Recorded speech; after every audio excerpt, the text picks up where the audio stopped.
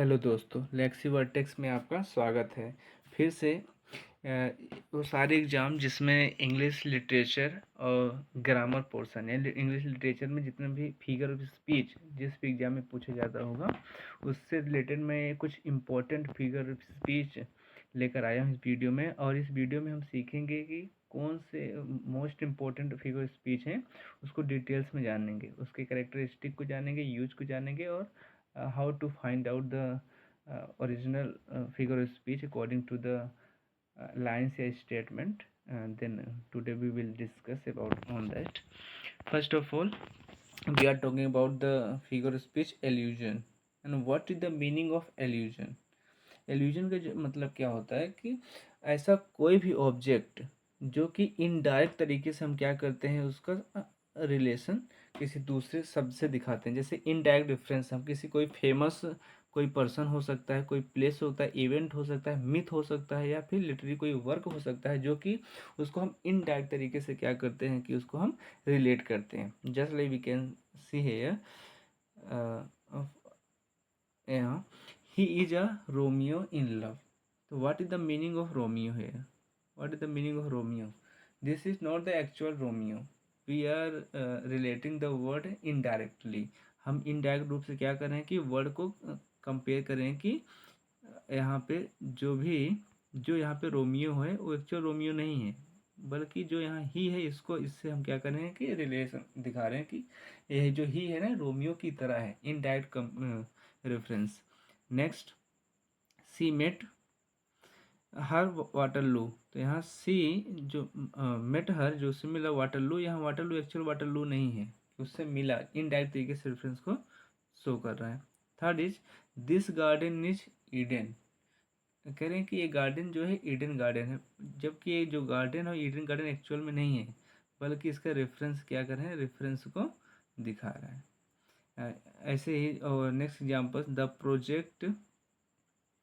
The project was herculean task. Herculean task का मतलब होता है डिफिकल्ट टास्क। तो यहाँ पे जो प्रोजेक्ट है उसका रिलेशन किसी से हरकुलिन टास्क से, जो कि इनडायरेक्ट तरीके से रेफरेंस को दिखा रहा है कि जो उसका प्रोजेक्ट है इस तरीके से है बहुत डिफिकल्ट, बट डिफिकल्ट ना कहते हुए हरकुलिन टास्क कह दिया गया, यानी उसका रेफरेंस यहाँ पे दिखाया गया।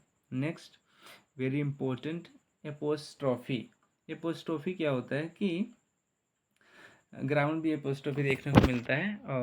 और लिटरेचर में अगर बात करें फिगर स्पीच में कि एपोस्ट्रोफी क्या होता है कि ये जो एपोस्ट्रोफी होता है ये डायरेक्ट एड्रेस करता है, यानी कोई भी एक नॉन लिविंग थिंग्स को ले लेगा यहाँ पे और उसको क्या करेगा, एड्रेस कर देगा। जैसे अगर मैं यहाँ पे ले लूँ लव, और लव को यहाँ पे एड्रेस करेगा कि जैसे लव को यहाँ पे लव को as a human being address करेगा। जैसे how can we get you, मैं तुम्हें कैसे पा सकता हूँ। तो यहाँ लव को क्या कर रहा है, यहाँ पे दिखाया गया है।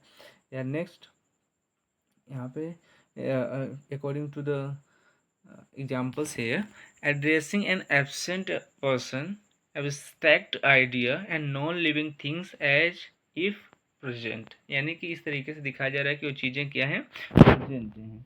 जबकि यहाँ पे देखेंगे कंपेयर किया है ओ डेथ, डेथ को यहाँ पे एक लिविंग की तरह ट्रीट किया जाए कि जैसे डेथ उस चीज़ को सुन रहा हो, उस चीज़ को फील कर पाएगा, बट ऐसा होगा नॉन लिविंग थिंग क्या करेगा, वो उसका रिलेशन दिखाएगा, एड्रेस करेगा। जैसे डेथ के विषय में बोलेगा O death where is the sting, तो यहाँ पे ऐसा लग रहा है कि O death when will you come. जैसे यहाँ पे बोलते हैं O death when will you come, तुम कब आओगे। तो क्या कोई पर्सन है जो कि आएगा, नहीं, यहाँ डेथ को हम क्या करें, डायरेक्ट एड्रेस कर रहे हैं। Next, twinkle twinkle little star, यहाँ पे भी ट्विंकल ट्विंकल लिटिल स्टार को हम क्या करें, ट्विंकल ट्विंकल यानी कि एड्रेस कर रहे हैं। जबकि ट्विंकल ट्विंकल लिटिल स्टार और ट्विंकल एक्चुअली में वो चमकेगा नहीं, एज ए ह्यूमन। नेक्स्ट, ओ टाइम, बेस्ट एग्जाम्पल इसमें first, third, fourth and fifth. Second में कोई कन्फ्यूजन हो उसका लीव कर दीजिएगा, पर थर्ड में ओ टाइम, यहाँ time as a human being treat करेगा।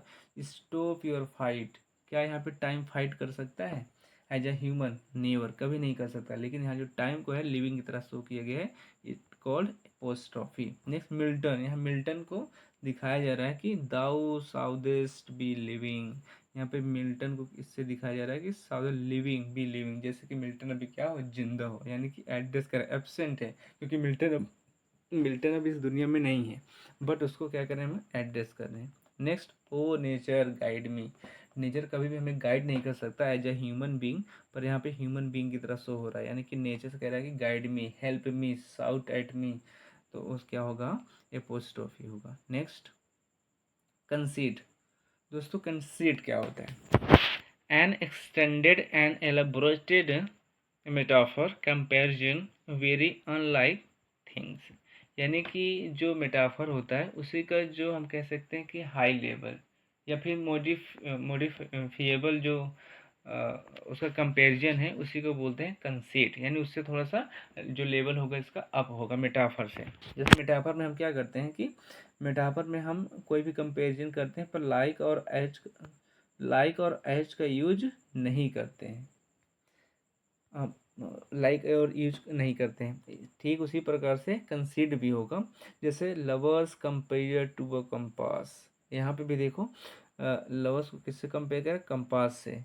मेटाफर भी यही, मेटाफर भी हो सकता है, मेटाफर को ऐसे कह सकते हैं, लवर और कंपास, लवर और कंपास मेटाफर हो जाएगा।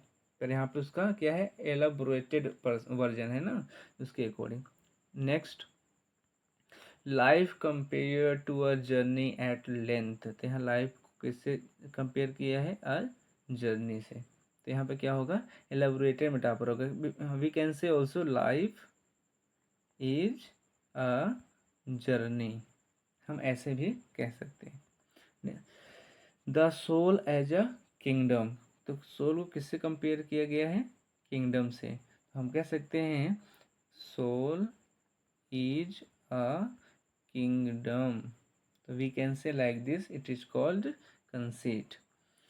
The baby as a prison of the soul, जो बेबी हो क्या है कि a prison of the soul, soul का क्या है, prison है, पिंजरा है, but we can say the baby, sorry, body is soul, ऐसे कर सकते हैं, तो क्या हो गया, कंपेरिजन हो जाएगा।